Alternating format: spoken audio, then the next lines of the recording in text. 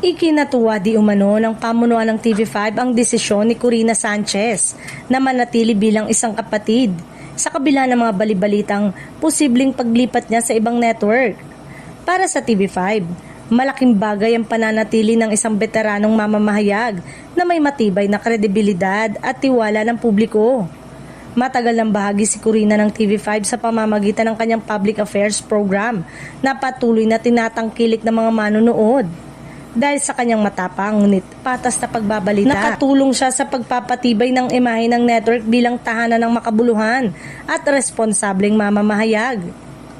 Ayon sa ilang source, mas pinili ni Corina ang TV5 hindi lamang dahil sa kontrata kundi dahil sa kalayaang ibinibigay sa kanya ng network sa pagtatalakay ng mahalagang issue.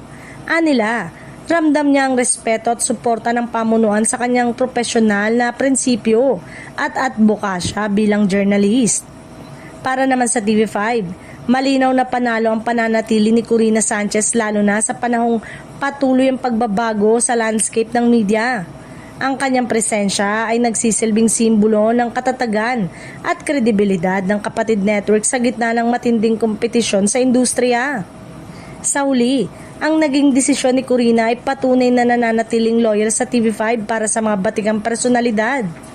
Ipinapakita rin umano nito na sa kabila ng mga alok na nakabalik sa dati nitong tahanan sa kapamilya, mas pinahalagaan niya ang pananatili sa network.